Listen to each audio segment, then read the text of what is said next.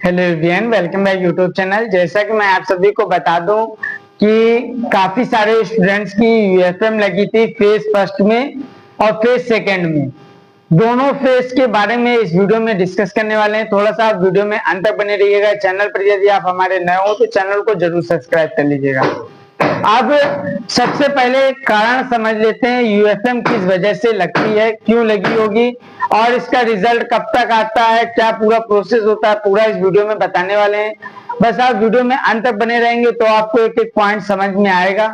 मैं आप सभी को बता दूं कि आप एग्जाम के दौरान किसी भी तरीके की अदर एक्टिविटी करते हुए यूनिवर्सिटी में या कॉलेज में पकड़े जाते हैं तो आप यूएफएम की कैटेगरी में आते हैं।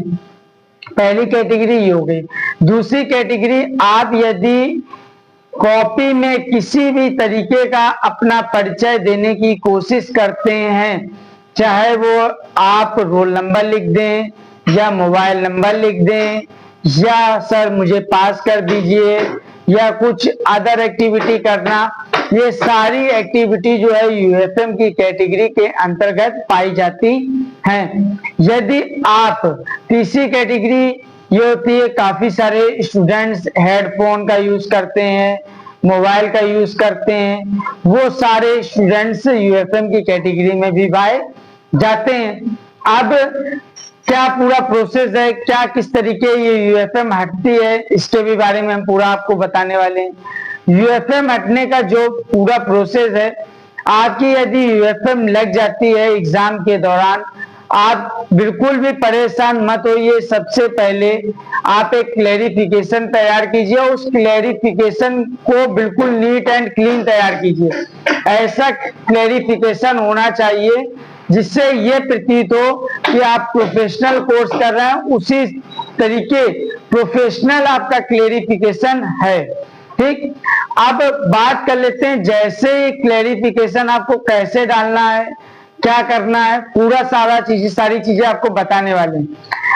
जो क्लेरिफिकेशन आपने तैयार किया है, इस क्लेरिफिकेशन को आपको यूनिवर्सिटी की एक टीम बनी हुई है, उस टीम को जीमेल के माध्यम से आपको क्लेरिफिकेशन अपना भेजना होगा, जिससे यूनिवर्सिटी में जो टीम बनी होती है वो टीम ये निर्णय ले सकती है कि आपने जो भी किया है वो जानबूझकर किया है कि किसी तरीके से आपसे गलती हुई है, क्या हुआ है।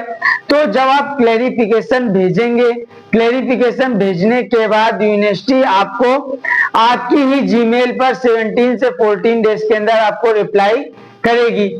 तो उसमें आपको मालूम ये चल पाएगा, जो रिप्लाई आएगा, कि यूनिवर्सिटी ने क्या डिसीजन लिया है। और फाइनली आप सभी को बता दें कि जैसे ही आपका ये क्लेरिफिकेशन यूनिवर्सिटी के पास पहुंचता है, वो एक सटीक डिसीजन लेते हैं।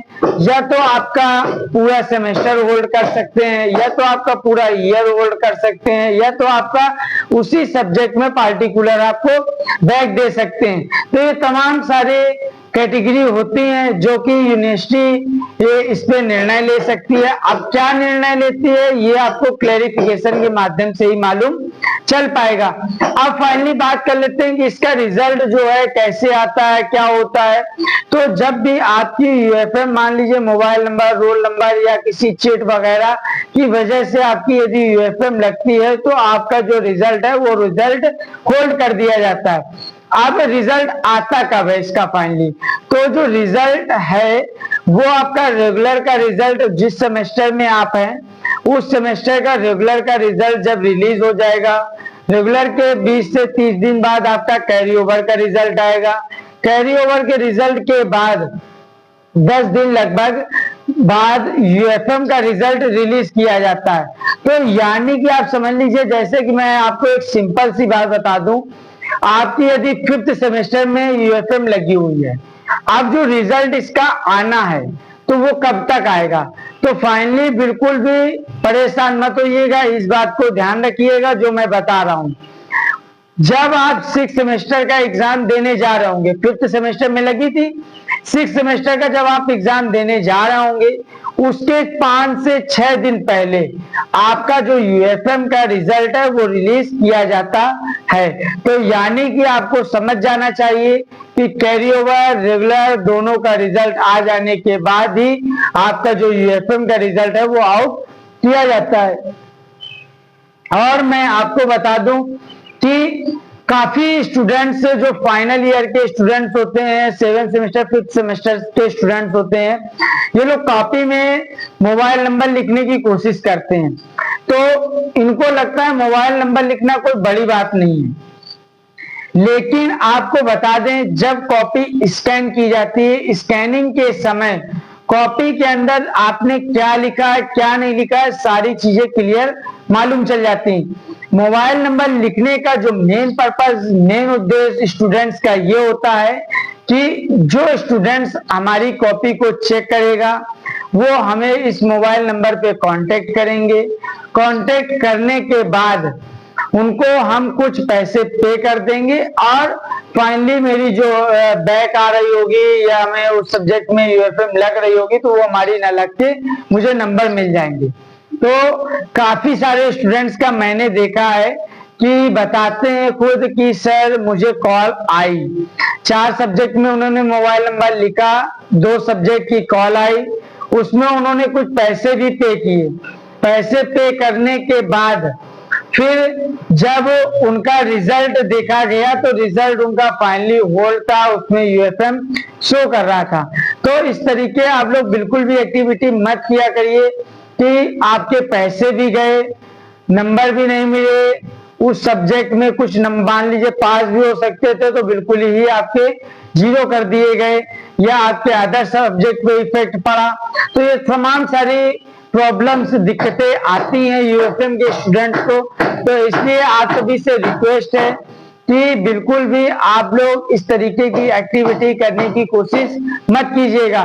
तो इसी तरीके मैंने सोचा कि एक लॉन्ग वीडियो बना के आप सभी के लिए अपलोड कर दिया जाए और जो भी बीकॉम के 1st semester 7th semester final year के स्टूडेंट्स एग्जाम दे रहे हैं वो बिल्कुल भी हमारे इस वीडियो को यदि देख रहा हूं तो वो बिल्कुल भी इस तरीके की एक्टिविटी करने की कोशिश मत करें। तो इसलिए मैंने सोचा कि आप सभी को बता दें, जितने भी फर्स्ट ईयर से लेके फाइनल ईयर तक के स्टूडेंट्स हैं सभी तक दम भर इस वीडियो को शेयर कीजिए।